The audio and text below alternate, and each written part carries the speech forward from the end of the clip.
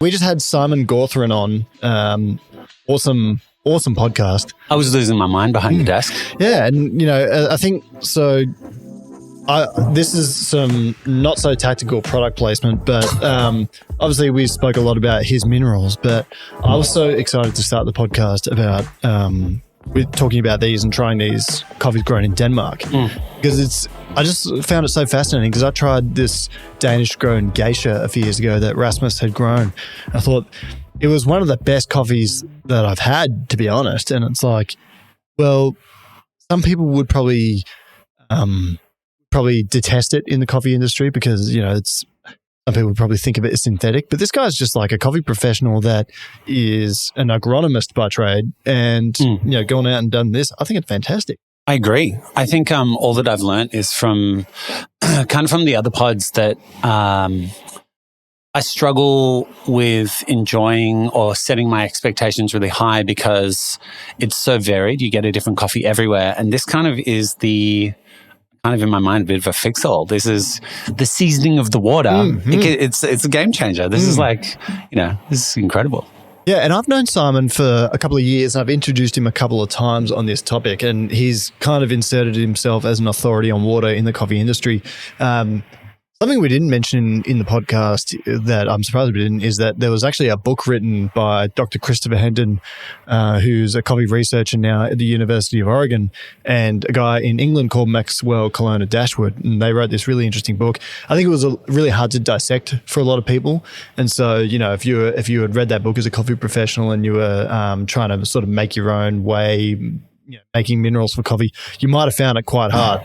Enter this product, it's kind of like, now you can make it easy for people. You don't necessarily have to have the chemistry knowledge. No, it's so easy, so easy. And I think I kind of want to just harp on the fact that I really was I didn't come into it with skeptical, I wouldn't say. I didn't really have any expectation and it just kind of rocked me. Yeah, you and Harry. Me and Harry, one of the boys who, part of the editing crew here, we got to try firsthand, before, after, try this one, that one. And it's... So let me ask you tried the coffee, the Danish coffees, pre-mineral and post-mineral edition. Yeah, exactly. What was the biggest takeaway? You're not someone that works day in, day out with coffee. You work here, but you're not making coffee every day. What was the biggest thing you noticed? Well, I think each one you can connect it to a different type of kind of language. For me, I'm with music. I'm doing I'm working with sound, and it was like EQing the flavors. It didn't necessarily give me a completely different experience, but it's it just brought the character out in a different way, just like a filter on a photo does. You can highlight someone's beautiful teeth, or you can highlight, a black and white photo versus, a highly saturated photo is a different thing, and they can be kind of a play on how everything goes. And it was actually really shocking. And I really we were just talking about it before. Japanese food and the Japanese experience of a bento where you get a little bit of everything. And if I can go to a winery, the first thing I'm getting is a flight.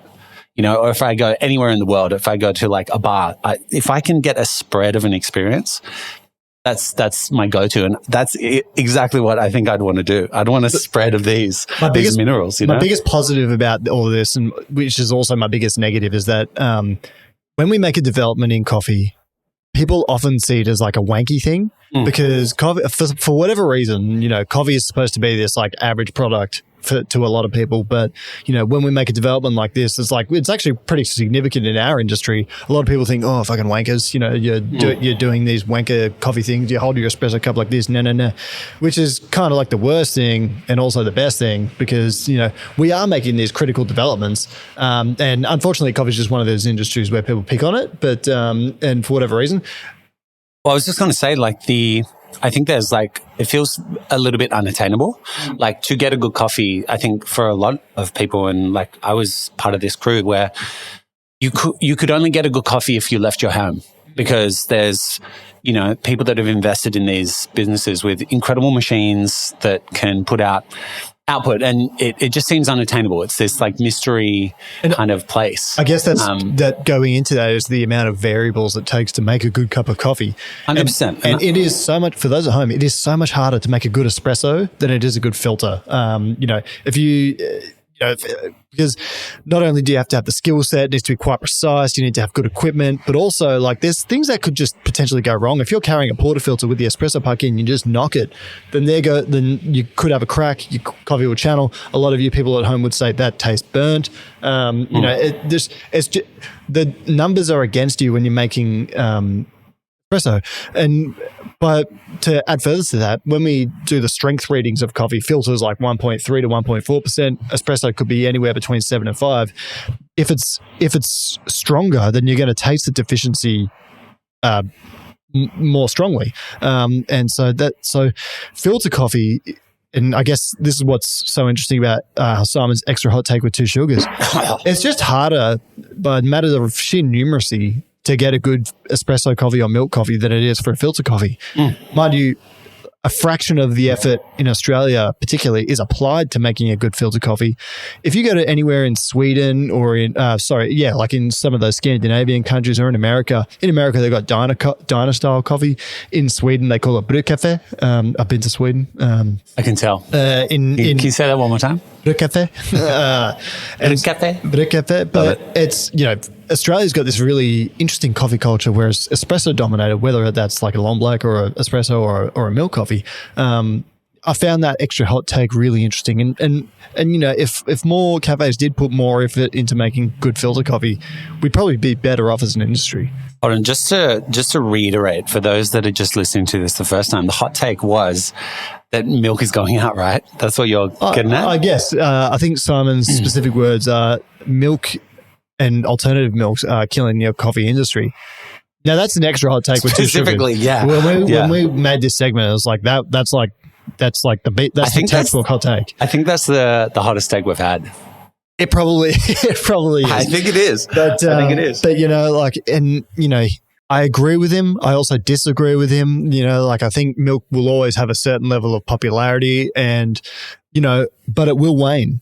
Because carting these things across one of my biggest issues with the milk industry is that obviously it expires. There's a level of waste with it. There's the impact on the planet. I think, and then same goes for alternative milk. It doesn't necessarily expire, but it's packaged in a way where I've said this on the podcast before. It comes in 1 liter packs, and it's like, why not make it 2?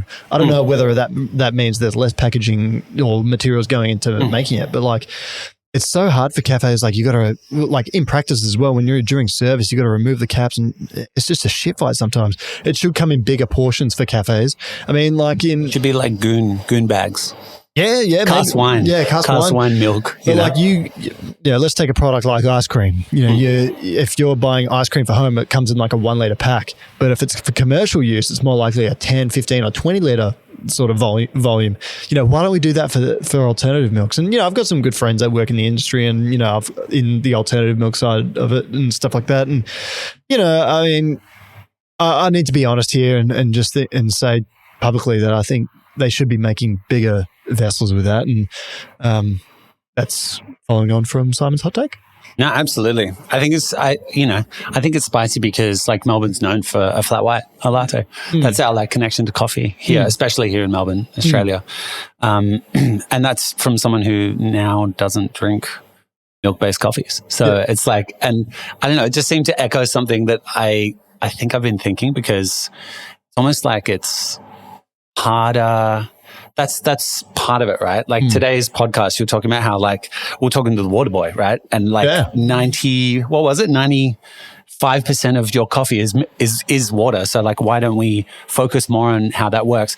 And I think here in Melbourne, it's for us, coffee is the tiny bit, and the biggest part is the milk. So when you get a good barista who can, prepare the milk to a texture that's beautiful, to the temperature, that's what you notice more over a flavor profile or something like that. Yeah. And it's but I love the coffee part. And you know what I mean? And I guess if you're teaching a barista to make filter, or if you're teaching them to make an espresso, or a milk coffee, the skill set is more expensive to teach for espresso. The equipment that you need to make a good espresso is more expensive. Yes. Where, you can get a portable filter kit and make an excellent filter in, I don't know, the Himalayas, and you take it with you. You'll get good results. Yeah. So I mean, the skill set for being able to visually look at when milk is properly steamed and what you can feel in a jug, and putting that on an industrial level of professional barista is it's a bit of a vague, I'll teach you by showing, and you need to just watch someone who's incredible at it. So the art is on you to learn and watch and absorb. Whereas on the other side of things, it's the art with filter. With the filter side of things, the art is on the person the roaster, and where it comes from. And I don't know, there's again, bring it back to the minerals. We're able to kind of, just heighten it and focus it. To summarize that point, with wine, for example, you can get a good bottle of wine, and provided you keep it in pretty good storage conditions and whatnot, all you have to do is open it, aerate it a little bit, and that's your product. With coffee, it's so much more down to people's skills, how it's roasted, how it's stored, yada, yada, yada, which is infinitely more difficult. But I'm excited to see the application. One of the things that excites me about what Simon's done here is that, we talk about coffee, but I'm excited to see where it's applied to other sort of things, because where it applies to what we do. We work in coffee a lot. You're part of the golden brown coffee sort of thing, and I'm really sad Rohan's not here, because I reckon it would have been awesome for him to see Rohan would this. be all around this. Ro would. And I think we should arrange for Rohan and Simon to sort of do some work together, video wise and whatnot. Absolutely. But yeah, what he was saying about tea and beer and whiskey and oh my goodness. And it's just not something I really thought of before. Either. But I love that you asked that question. Where else is this applied? We only talk about coffee, and it's where isn't it applied? I guess another thing, while I've got the thought in my brain, one thing that really impresses me about Simon, he's so organized and he's so driven, and so he works so hard.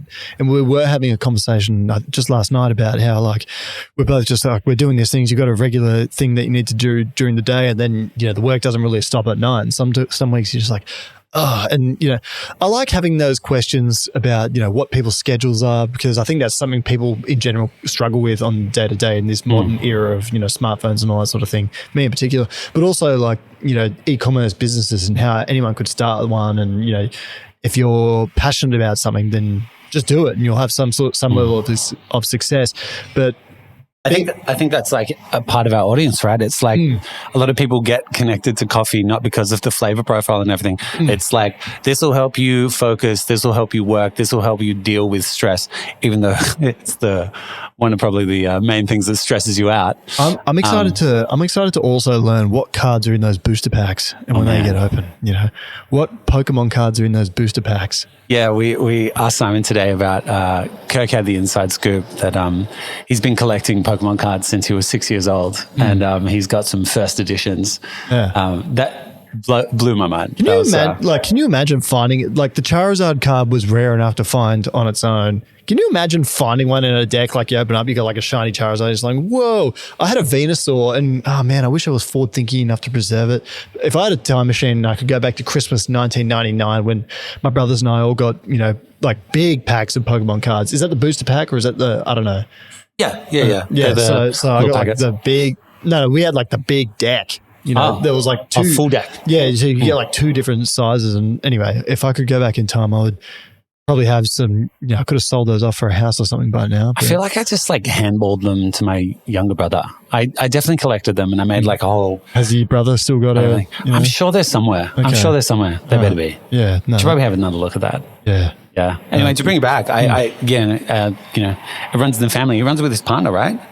So his partner's involved in. I love that as well. So, that's. So she plays a role. He obviously works. I think she's got another day job as well. Involved in yoga. What a power couple. But that just about wraps it up for coffee break. We've been going for 15 minutes all through my coffee break time. Yeah, this has been another episode of Coffee Break. please get in contact with us at hello@itsjustcoffeepod.com. This is going to be coming out every week, and let us know how we're going. Ro is away, and so we're holding the fort. That's why you're seeing my mug next to the Kirky over here. But thanks for listening again. This has been Coffee Break. This has been Coffee Break, and thanks again, producer Liam. Nice one. You.